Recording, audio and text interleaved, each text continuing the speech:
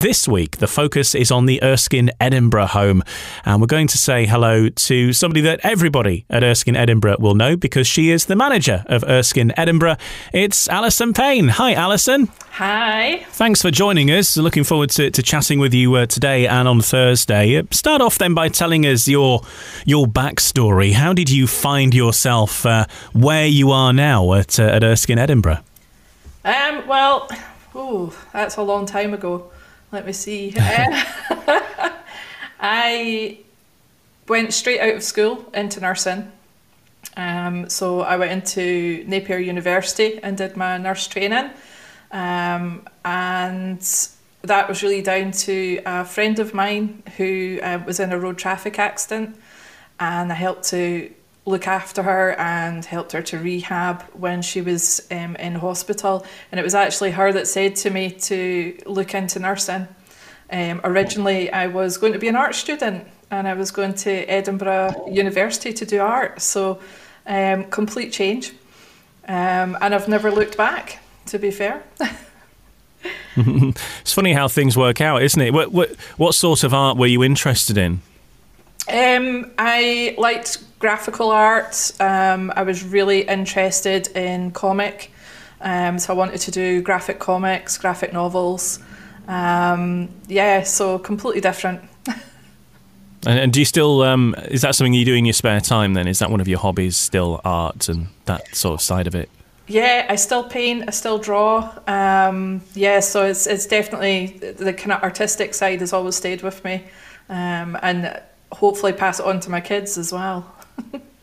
Yeah, well, I think if you can draw or paint, I think it's a fantastic skill. I can't draw.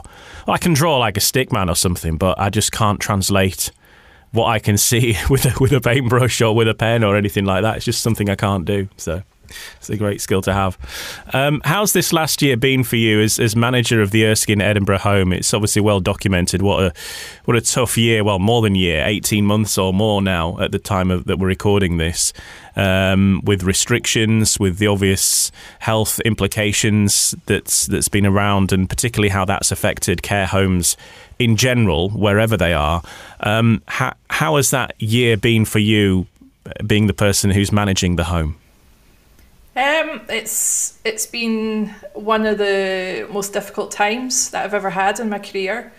I think most nurses or anybody in care or just anybody in general would agree a pandemic is hopefully something that will only ever happen once in our lifetime. I don't think I could do it again. It's been really, really hard from a personal perspective as well as a work perspective. Someone was asking me to try and describe what it's been like, and I said I kind of feel like a Disney villain because I'm constantly having to say to people, no, you can't do that. No, you can't see your mum. No, you can't see your dad. No, you're only allowed to stay for half an hour or 50 minutes. Obviously, that's got a lot better now, but it was really difficult because the role can be quite a negative role anyway, because a lot of the time people don't come to my door unless there's a problem, and that's normally when I get called in. So one thing it did do was make a very positive situation in the sense that we became a very close community. There's a lot of relatives who were handing things in for staff, and we had the local community around us providing food and pizzas for staff, chocolates for the residents, masks, visors, anything at all they could do. They were trying to help us, even to the point of when we were locked down, to provide us with newspapers for the residents. The local supermarkets were delivering them for us. So in that sense it was very positive, but then obviously you've got the very negative aspect of telling people that they can't see their loved ones and taking away that special time that they might have before that person passes away. And I know the staff found that very difficult as well. We had a lot of very dedicated people who stayed in the home through our most difficult periods. In general, we were very lucky. We only really lost one resident to COVID up to this point, and that's really down to the staff and the hard work that they've done to keep COVID out of the home. But it just, for example, people forget that we have families too. So my gran was very elderly and quite frail. I saw her in the December before COVID hit. We got locked down in the March. I didn't see my gran for 2 years, and I only got to see her a couple of months ago, and unfortunately she passed away 2 weeks ago.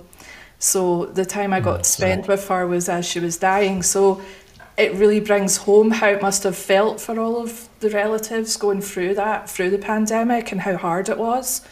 And a lot of the staff are in the same position. They've got elderly relatives, they've got partners who've maybe been through chemotherapy, they were terrified of taking something home or bringing something into the home.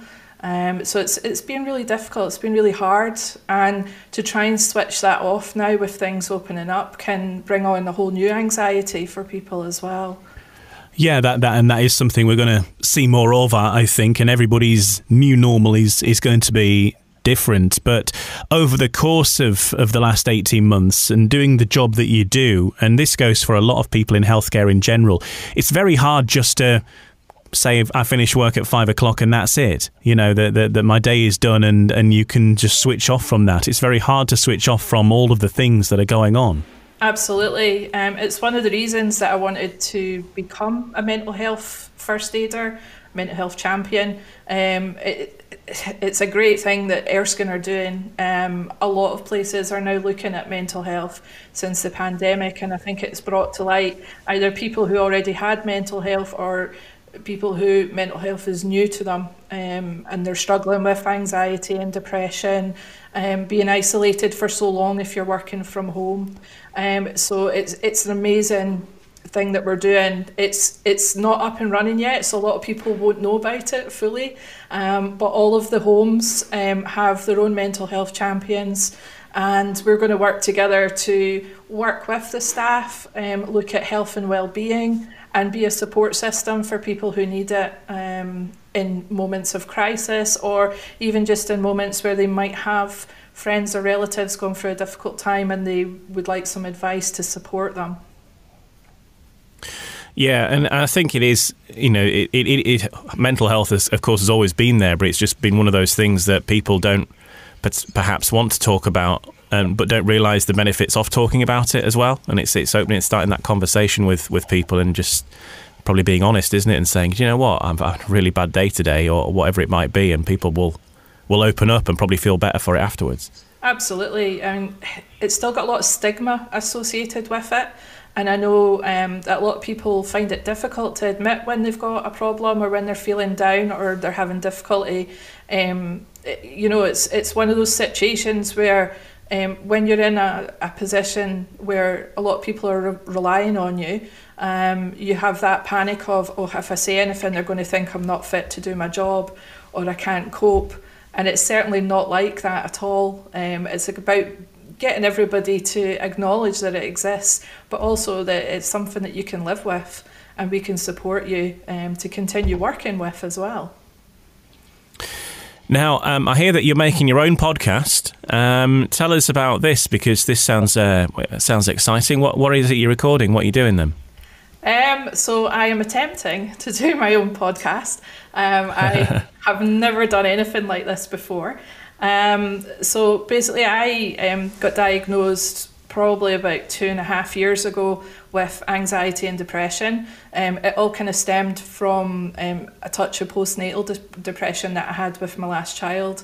And I have lots of ailments. I have chronic pain that I've lived with for over 8 years now.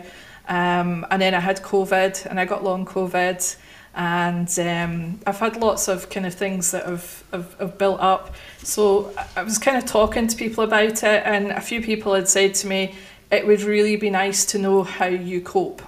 You've got a really high job to do, high stress, you're going through a pandemic, you're already dealing with so much. You know, it might help somebody just to hear that it's normal, that it's okay to not be okay, and you know, maybe something that I'm doing is something they haven't thought about trying themselves.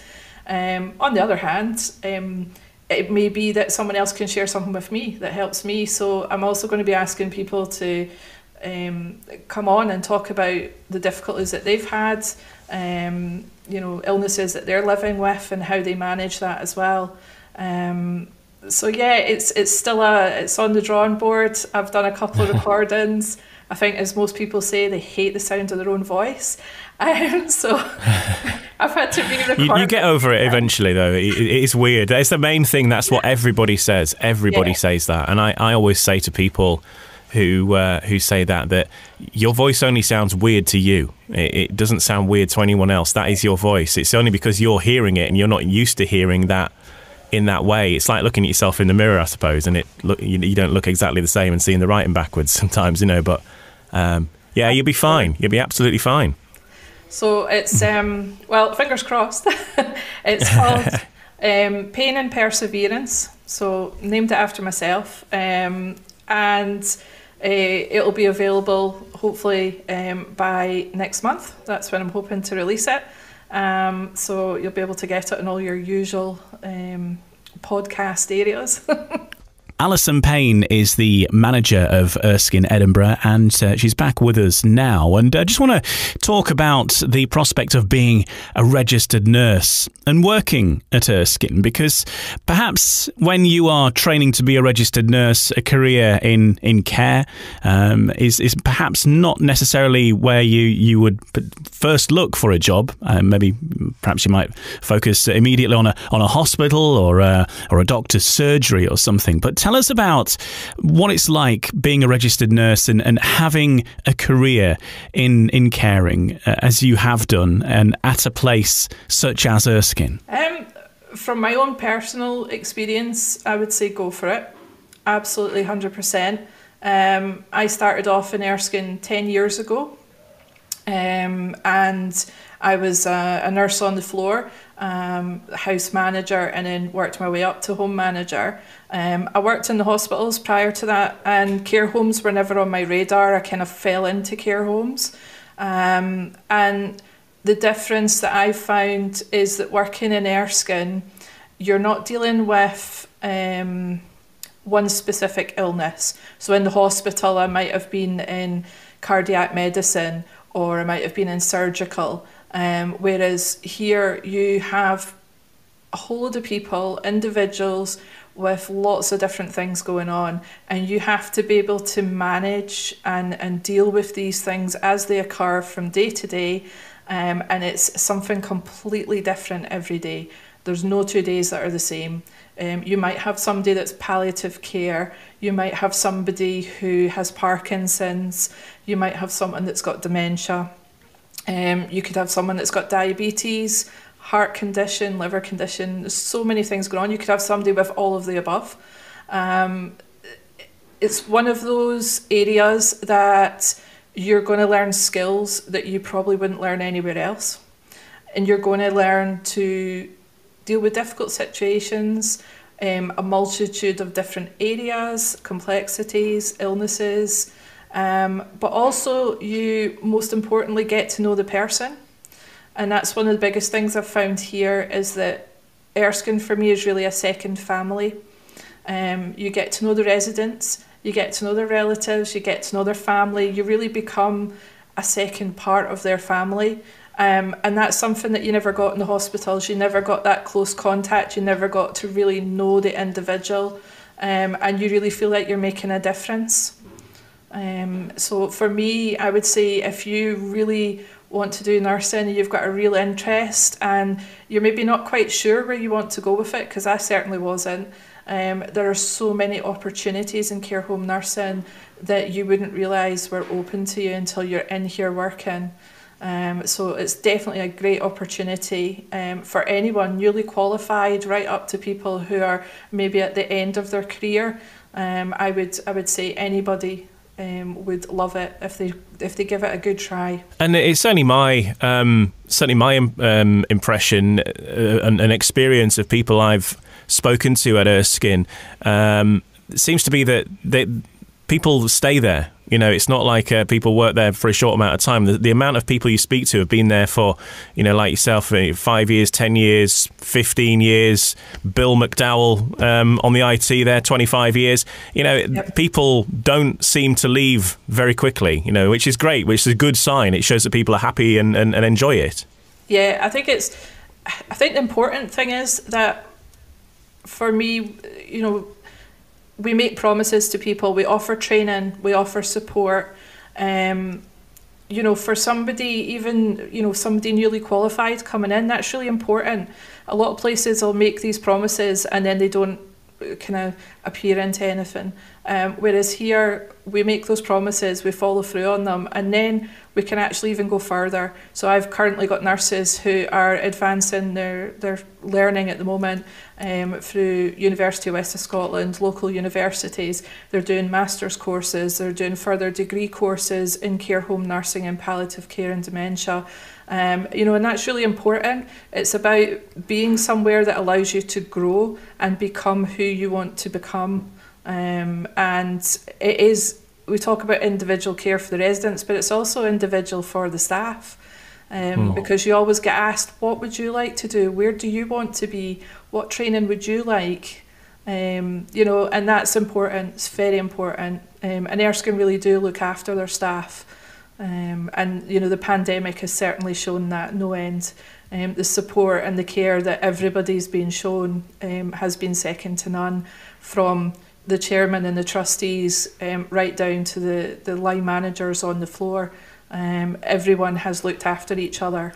And what makes Erskine different from anywhere else, either in Scotland or indeed further afield than that, would you say, from your experience? What makes it so special? Erskine is different from other care homes. We say it all the time, and it's kind of almost difficult to pinpoint what it is.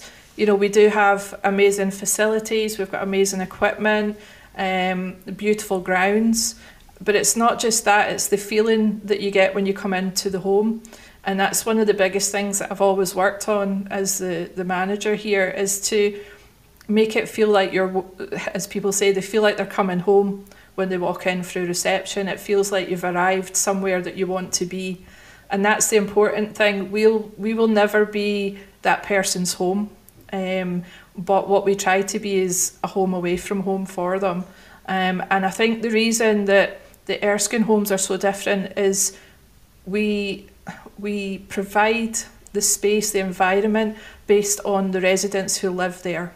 So they make the choices about what they want, what they would like to have, whether it's activities or changing a quiet room into a library or a cinema. It's all based around the needs and the wants of the residents, right down to, if you're walking down the corridors, you'll see different types of pictures up in the different corridors, and certainly that's because the residents have chosen those.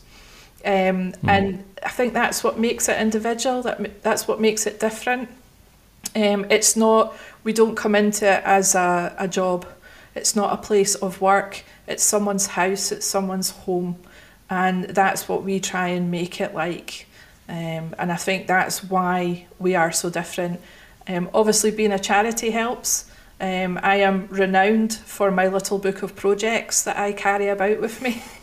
And if you ask anyone, particularly facilities, I'm sure they would cringe at my little book. But we've done a lot of projects in the Edinburgh home, as they have across all the homes. We're currently building a cycle track. We've brought in special therapy rooms into our dementia houses. We built an allotment garden. And all these things were based around ideas from the residents, areas that they wanted to have that they might have had at home, or things they wanted to do. So they wanted to go cycling, but maybe couldn't go cycling on their own. So we got the assisted bikes in so the staff can take them out cycling. Do you know, it's little things like that, it's little touches, and being a charity allows us to do that because we can ask the local community, we can fundraise, we can hopefully get the money that we need to do these projects and provide that care for the residents. And a lot of places don't have that opportunity, so it is very special. And it's also down to our veteran community, those supporters that give us that money as well. They allow us to be more than just a care home. And I think that is the main difference as well, isn't it? That it allows residents, veterans to continue that banter, that camaraderie and all that kind of thing that's so important in the forces that we're learning about. And it's one of the constants that people always mention is the banter that they were used to in the forces that they miss when they're not in that anymore, but comes back to them when they're at a place like Erskine. Oh, absolutely, yeah. And it's like we said, it's a family. They work together, they live together, and it's very much, you get that feeling in the houses as well. And we get a lot of the banter and the jokes and the language across the dining tables. And it's absolutely fantastic. It is. And there's a big community out there needing support, whether it's people that are still in the military or people that are just coming out, people living in the local community who are veterans themselves. And the great thing is there's nothing really like Erskine in Edinburgh. So we do have that connection with the local community, and it is fantastic. It'll be amazing to see what the future brings and to see it grow. Well, it's been great speaking with you, Alison, and thanks for telling us all about Erskine and everything that's happening there, and your own podcast as well. It's all happening. One final question then for you. It's the easy one. A choice of music to play us out. Oh, wow. So I'm a rock chick at heart, so I think it'd have to be the Foo Fighters. Anything by the Foo Fighters. Have you checked out the Foo Fighters reincarnation of the as the Bee Gees? Yes, fantastic. Absolutely fantastic. Very talented man, that Dave Grohl, so he is. He's done a great job. I think there's definitely, if Barry Gibb wants to get back on the road again, I think he's certainly got his backing band sorted. Oh, definitely. Great stuff. All right, some Foo Fighters to round us off then, and thanks very much for joining us, Alison Payne.